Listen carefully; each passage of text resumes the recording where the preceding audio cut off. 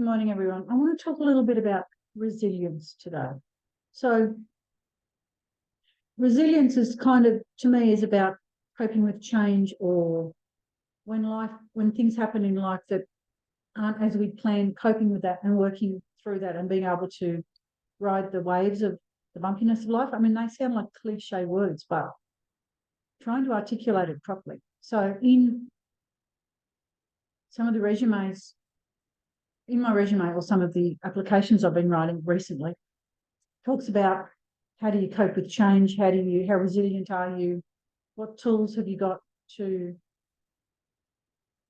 be resilient when life gives you changes. I remember this was a word that was fairly new to me back when my kids were little, and I feel like now they talk more about it in schools and in the educational setting than they used to. Being resilient, what it means.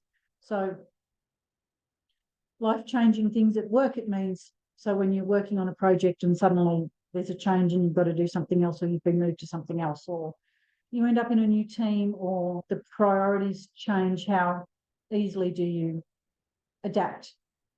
So in a work environment, I'm pretty good with adapting, I'd like to think. In a home environment, maybe not so much. Now, I really feel for kids who go through trauma and change and upheaval, especially years ago when we didn't actually give them skills for that.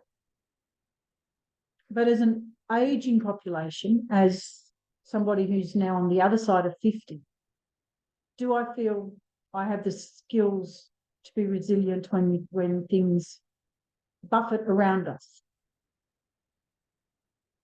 A few years ago, I would have said, yeah, sure, not a problem. Now I'm not so sure. So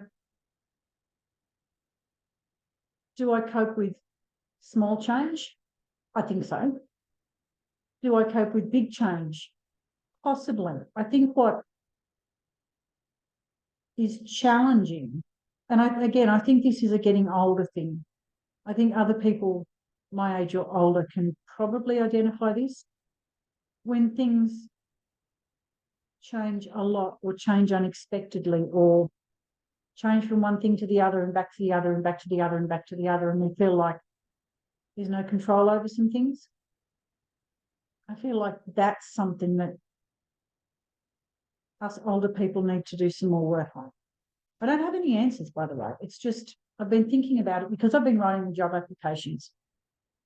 Words like resilient and adapting to change. And it's interesting how we can do that in a work situation, which has set parameters, but in a home situation, not so much. Now, I'm going to touch on something else.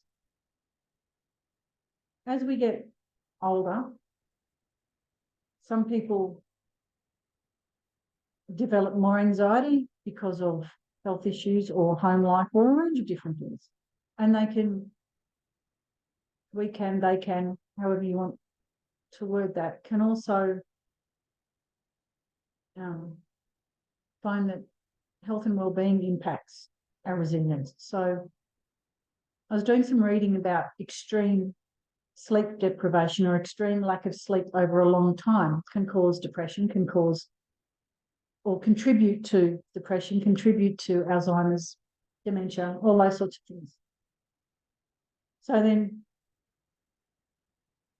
that also leads me down the track of, if you have experiencing conditions like that, where your mental health's taking a hit, then things can seem out of control, or more than they are. And I'd like to think that people have that tiller, that support family member, someone who's known them for a long time, that can go, "Oi, I think there's an issue there." But so many older people don't have that support, or don't have that family who are willing to step up and say something. A lot of family members are probably going, "Oh, that person's going crazy again," or whatever, and just walk away and just ignore it. So resilience. If you find you're not coping with change very well, because I'm not a medical person, I'm not going to even try and suggest anything other than go and see a medical professional. But if this is something that's an issue for you, over and above seeing a medical professional, have a look It's some information about change and resilience, and see how you can remember that some things, see, there are things in life, a friend of mine reminded me last week, that are in our control and things that are outside our control. And when parameters keep changing and things keep changing, sometimes everything feels like it's out of our control. Find that, challenge you for this week, find that thing that's inside your control and work with it. So I've said in the past lots of times that creative pursuit, getting out in the garden, doing something creative, finding your passion, that's a way of dealing with all this. And it is. But you might be in a situation where you're moving house, or you've downsized, or you're staying in some accommodation that doesn't have all those, the ability to do those things. Maybe it's reading a book, maybe it's watching TV. Find that thing you can do, not to get your mind off it, but just to realise there's a bigger picture than what's going on, and that you can control some things. Resilience, it's worth looking up, it's worth researching. And have a great week, everyone. Bye. Oh, before I say goodbye, what has this got to do with my writing? Because after all, I share this on my writing pages as well as on my other pages. And after all, even my YouTube channel is talking about writing. So why am I talking about this on my writing YouTube channel? Well, if you've read my Witch Wisdom series, there's a witch in there, an old crone called Luna.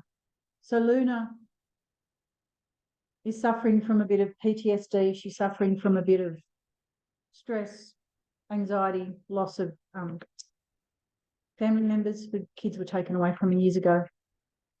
I'm writing the third in the series, but have a look at the first one, Crone Wisdom, or the second one, Witch Wisdom, although Luna doesn't appear as much in that. She will be in, that was called Ancient Wisdom. She will be more in this third one, which I don't actually have a name for yet.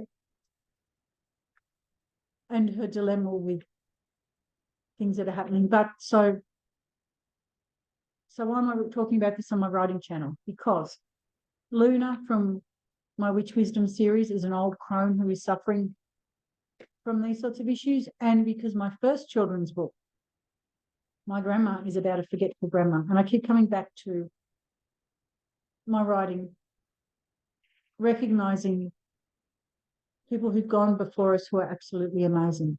And I'll leave it at that. But also, I write about my experiences, but also about how things could be. So my books aren't autobiographical. They're not about me or anything, but they're part of me thinking about the possibilities of what's possible. That's why I talk about stuff like this on this channel. Have a great day, everyone. Bye.